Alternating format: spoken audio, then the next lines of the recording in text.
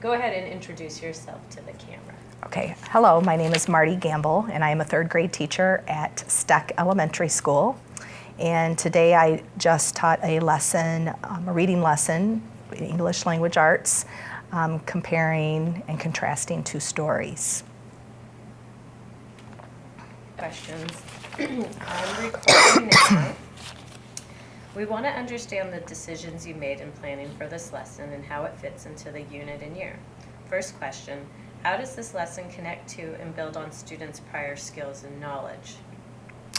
Well, the boys and girls are definitely ready to begin looking at text about the same topic and then being able to compare and contrast those. It was also part of a text set over the topic or the theme of multiple perspectives. So we are at the end, and it's kind of a culminating, I guess, cycle through that unit of study.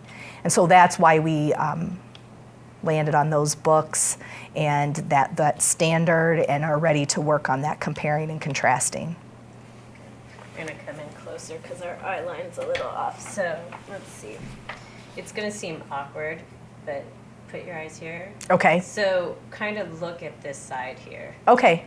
And I'll be looking here to kind of guide you a little bit. And Okay. then the eye line's much better. Okay, and actually that is better because what I find is that I'm looking at you, like waiting for you to react. Right. And you don't really, I mean, that's not what this is about, so I'm okay with looking there. This looks much better. Okay. Okay, cool. So continuing on for this question, what was taught before this lesson and what will come after it? Prior to teaching the lesson, we did a lot of work going back into the text, looking for key details, looking for main idea. And then after this, we're working on that character map and just to explore those traits of Jackie Robinson. And then that's actually, we're at the end of our unit. So we will be moving into another theme and working on different standards. Sorry. Yeah, that's fine. Do you feel good with that answer? Yeah, for now. So still continuing, discuss the sequence of the lessons that surround this one lesson. Let me think about that for just a second.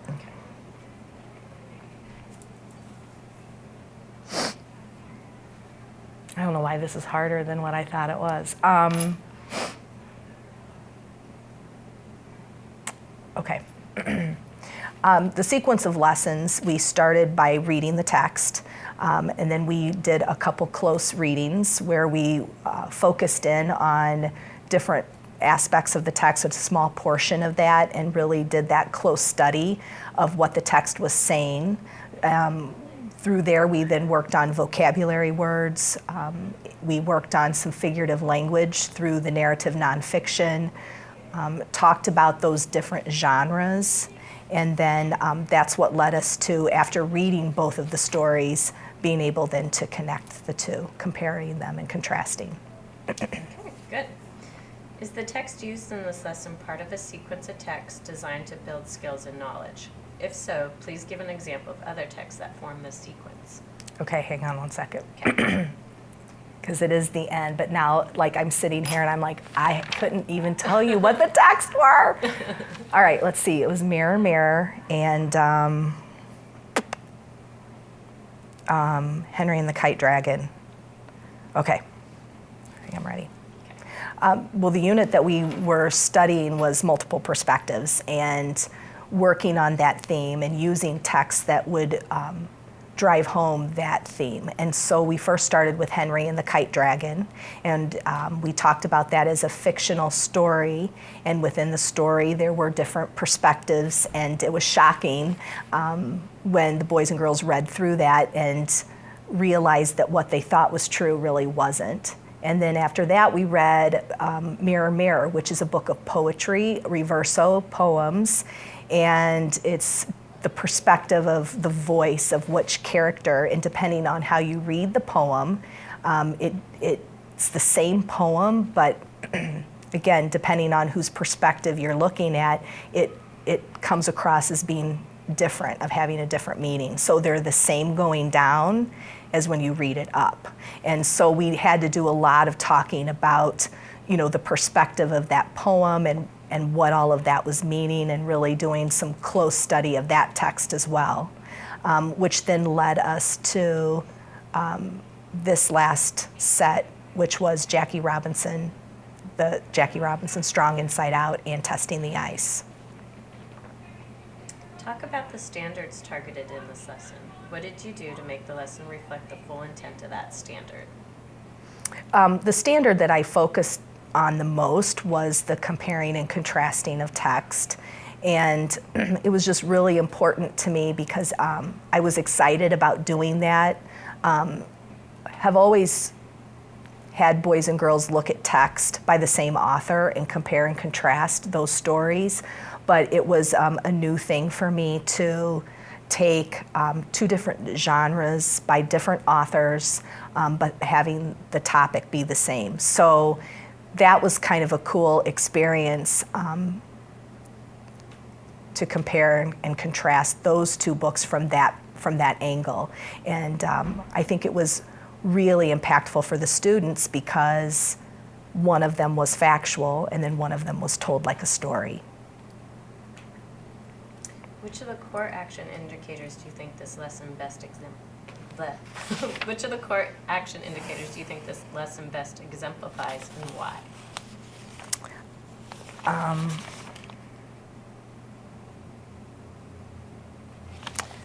I think the core action number one is probably the one it best exemplifies because of the quality of the text. And again, that was exciting for me, was having that opportunity to use nonfiction and then something that was more like a story. So I think that is the core action that was hit the hardest. I'm sorry, I keep rolling my eyes. It's okay. You're getting the information out, and that's what matters. I hope. Because when they look at the lesson, then they can utilize this to understand. I feel like I'm saying the same thing over and over. Well, that's what happens. And that's what happened as I'm teaching that lesson. I'm like, these are the same darn questions. Right? They're given the same answer over and over. Anyway. All right. Well, you're doing great. So we're interested in how the shifts required by the CCSS are being incorporated into your instruction. Discuss how this lesson illustrates the shifts required by the CCSS. That one also, is exciting to think about those shifts and the implications in the classroom. And I think just more of a focus on nonfiction and really helping kids get down to the meat of what it's saying and understanding that from a vocabulary point of view, from just the deeper meaning. I also think then that whole idea of evidence from the text and, really making sure that boys and girls understand what that means. And that's hard for them to be able to go back and give that evidence. And so I think that is another way the lesson, kind of supported those shifts in the Common Core. How did you teach the content of this lesson or this text prior to the CCSS? What is the same and what's different? Really, this is a new lesson because of Common Core and trying to incorporate that into classrooms and trying to think about what that would look like and how that's different. These are texts that I have never used before, so that's primarily how it's different, is just the texts themselves. But again, going back into them in such depth is definitely also different. Student engagement is crucial to the work of the CCSS. We want to understand how you ensured that all students had the opportunity to productively engage in the work of the lesson. First question, how did you support all students in working with grade level text? For example, how did you provide scaffolding for students below grade level so they can read at grade level text? That's something that we've been working on taking great lengths to do. And some of our students that are supported ed students are working with those texts with their support teachers and are doing the close study and working on that probably in even more detail in their classes, and then when they come and they're part of our whole group lesson like they were today, they just have a really strong background for that information and can read that grade level text because they've been exposed to that and they've been working with that in a lot of different ways in a lot of different settings. How did you provide, how did you create opportunities for students who are advanced to engage more deeply in the grade level text? You know, that one is a hard question to answer. Okay. Just because the way my class is this year, I really don't have that student that is just so far ahead that they need that enrichment, the text itself, because it is complex and it's a new experience for them. That was the challenge in and of itself. How do you know the students were able to successfully respond to the text-dependent questions and tasks with precision? The reason that I know that they were is because through that whole thing, you know, we talked about how you can't just give that big answer, that general answer, that you have to give that example. And that is what some of the groups were struggling with in the lesson. They wanted to just give like that bigger, more generic type of answer. And so, you know, asking those text-dependent and text-specific questions really does force them to have to go into the text to answer them. Did students acquire the literary skills addressed in the lesson? I believe that they did. I will have a better idea of that once I look at their character maps and we, you know, I follow up in that respect. But I feel like at the end of the lesson, you know, they were able to answer the questions. They were able to get started. Some of them have a better understanding, I think, than others. And I really don't think that the work on this stops here. It is definitely an ongoing process that we will circle back around to in the course of the year. What did you do for students who did not acquire the literary skills addressed in this lesson?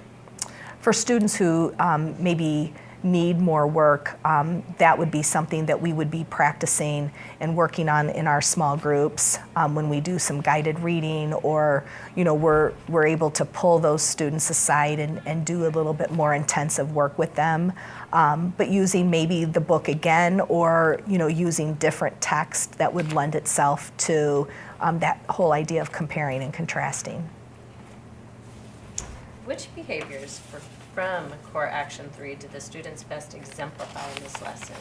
What actions have you taken as a teacher to make that happen? Say that question again. Which behaviors from Core Action 3 did the students best exemplify in this lesson, and what actions have you taken as a teacher to make that happen?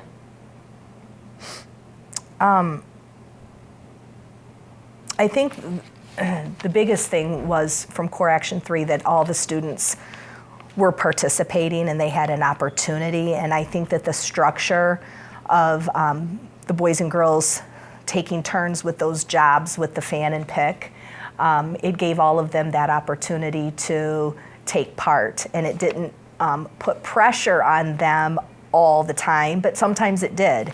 And I think a little bit of pressure sometimes is okay. But because they all had a job to do and they have worked within that structure, they understand that. So I think that was something that gave them all an opportunity to add to the discussion and answer questions. Would you like to comment on any of the submitted student work? Was there something that delighted or surprised you? They haven't submitted anything No. yet. Great instructors are continuously learning. We want to understand what you celebrated in this lesson and what you would improve upon. Reflecting on the lesson, what worked particularly well and what might you do differently? The celebration, I think, of the lesson was just how much fun it is to teach that way, and the difference that it really is making, I know, in my classroom, and the engagement that the boys and girls have. They can spend a lot of time with those texts. And, you know, in the past, we would have just read the story and kind of moved on. But we've been working on these two particular pieces for 2 weeks. And so they are really able to go into that. So that is a celebration, I think, in and of itself. I was very excited because they were able to answer the questions. And then the thing that I think maybe didn't go as well as I was hoping was at the end when they were filling out the character map. Like I mentioned, some of them tended to put more of a global answer as opposed to putting that evidence. And that's just you know, indicative that that's hard for them, and that's something that we will have to keep working on. It's a challenge. Were there any surprises or unexpected student behaviors or reactions? No. Okay. What grade is it? 3rd grade. 3rd grade. Okay. That's it. All right. Yay. Yippee. Thank you. Good work.